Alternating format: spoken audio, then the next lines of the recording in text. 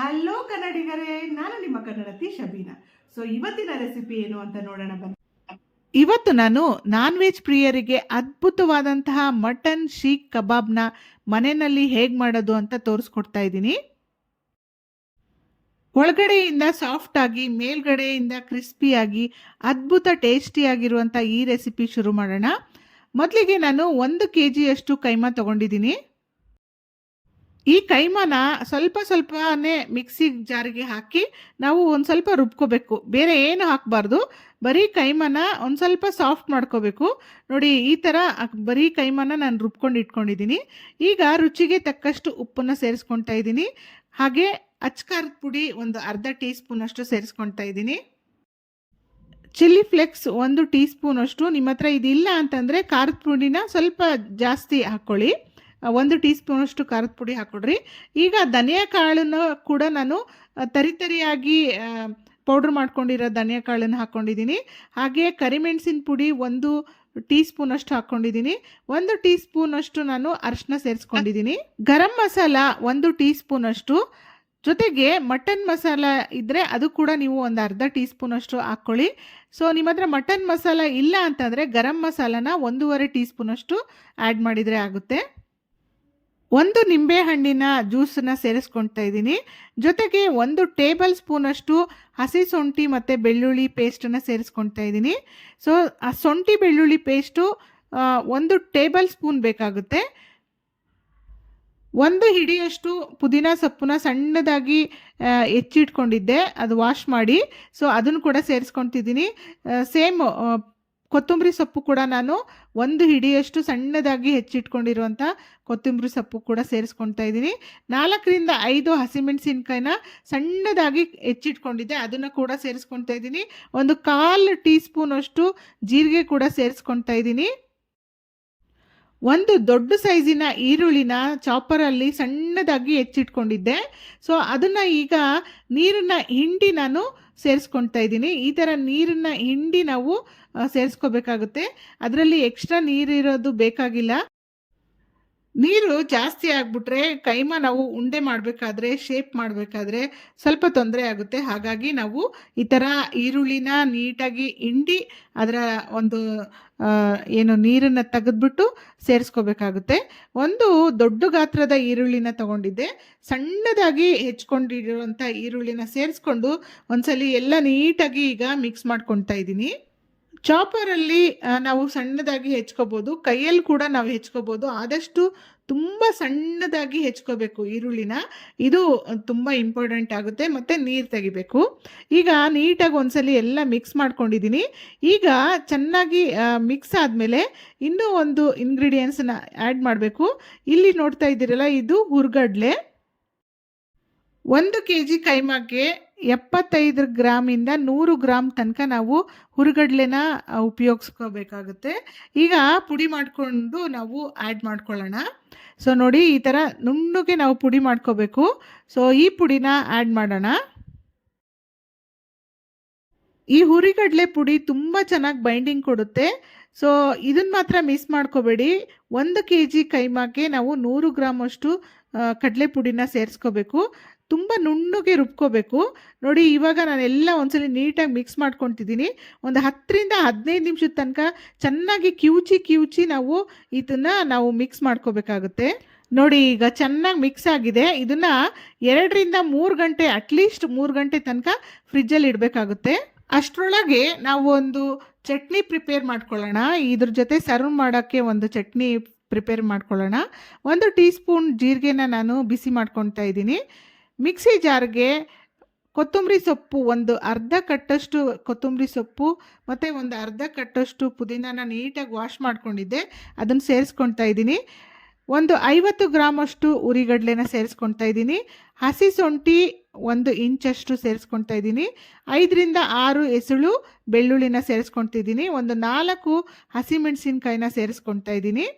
ಈಗ ಸ್ವಲ್ಪ ಬಿಸಿ ಮಾಡ್ಕೊಂಡಿರೋಂಥ ಜೀರಿಗೆ ಕೂಡ ಸೇರಿಸ್ಕೊಳ್ತಾ ಇದ್ದೀನಿ.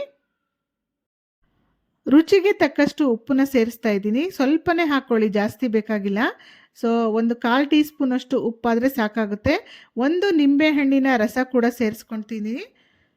ಜೊತೆಗೆ 2 ಟೀ ಸ್ಪೂನಷ್ಟು ಮೊಸರು ಕೂಡ ಸೇರಿಸ್ಕೊಳ್ಳೋಣ.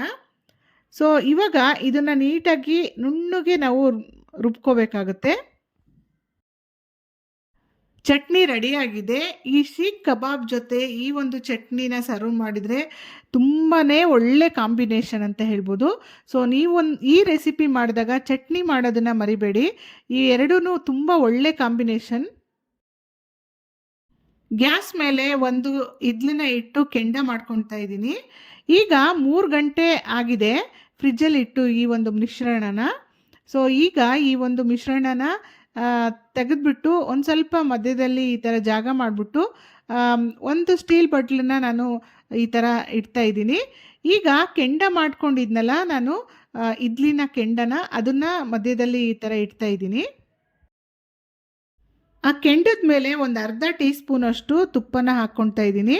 ಈ ಥರ ಹೊಗೆ ಬರ್ತಾ ಇದೆ ನೋಡಿ, ಈ ಥರ ಒಂದು ಸ್ಮೋಕಿ ಫ್ಲೇವರ್ ಬರೋಕ್ಕೋಸ್ಕರ ಈ ಥರ ಮಾಡಬೇಕು.